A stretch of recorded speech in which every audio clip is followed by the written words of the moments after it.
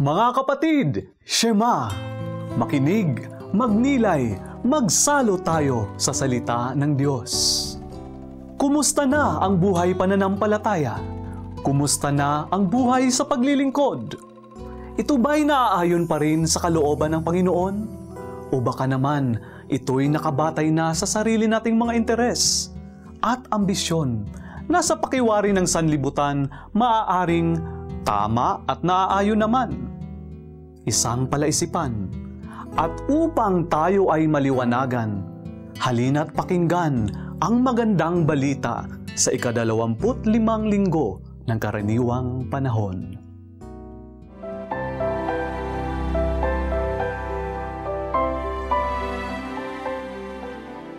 Noong panahong iyon, si Jesus at ang kanyang mga alagad ay nagdaan sa Galilea. Ayaw ni Jesus na malaman ito ng mga tao sapagkat tinuturuan niya ang kanyang mga alagad.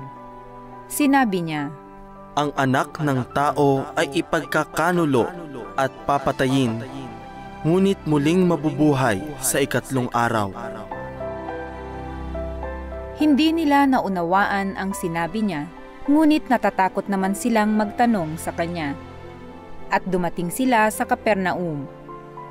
Nang sila'y nasa bahay na, tinanong ni Jesus ang kanyang mga alagad, "Ano bang pinagtatalunan ninyo sa daan?" Hindi sila kumibo sapagkat ang pinagtatalunan nila'y kung sino sa kanila ang pinakadakila.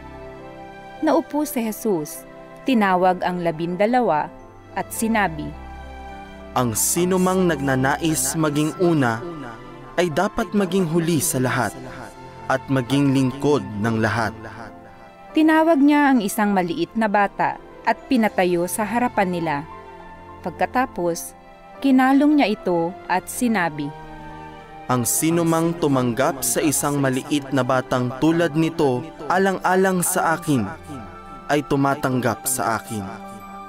At sino mang tumanggap sa akin, hindi ako ang kanyang tinatanggap, kundi ang nagsugo sa akin."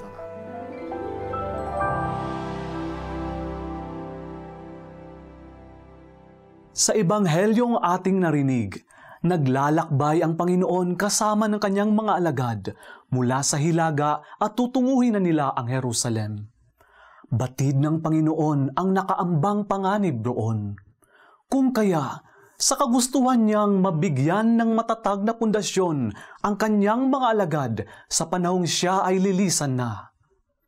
Hayagan niyang sinabi sa kanila sa ikalawang pagkakataon na siya ay mamamatay at parurusahan.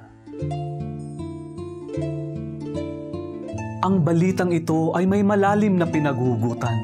Ito na nga ay ang pagtalima sa kalooban ng Ama. Subalit, hindi ito naunawaan ng mga apostol. Maalala natin sa mga pagbasa noong nakaraang linggo, hayagang sinabi ng madla na si Jesus ay isang dakilang tao. Ngunit para sa mga apostol, siya ang Mesiyas, siya ang Kristo, siya ang sugo ng Diyos. Subalit ang kanilang pananaw sa kanyang pagiging Mesiyas ay kabaliktaran sa plano ng Diyos. Ang Mesiyas na kanilang inaantay ay isang dakilang mananakop. Lilipunin niya lahat ng mga kaaway. Itatatag ang isang kahariang sakdal sa kapangyarihan.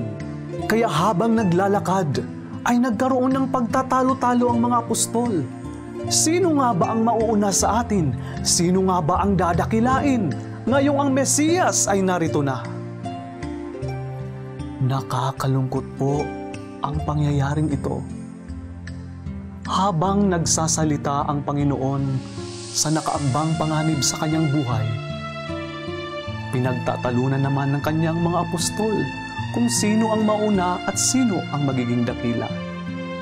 Masama bang mag-ambisyon? Masama bang mangarap? Masama bang maging dakila?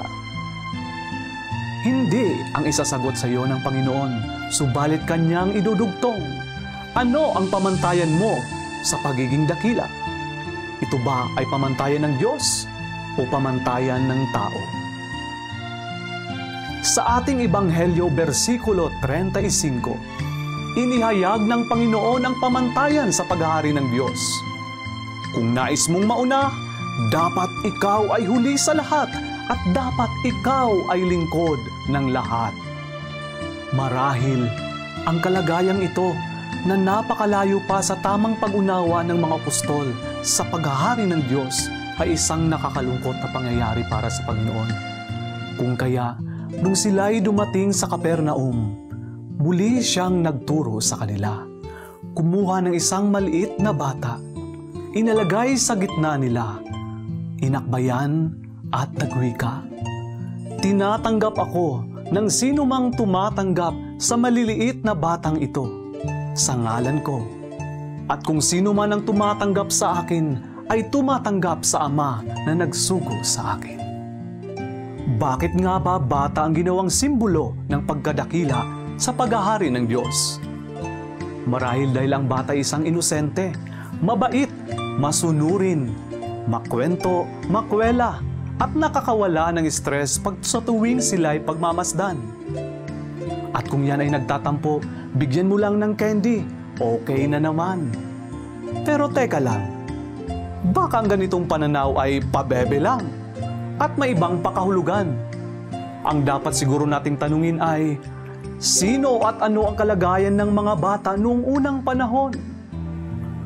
Mga kapatid, ang mga bata pa noong unang panahon ay walang puwang sa lipunan. Sila'y maliliit at hindi napapakinggan.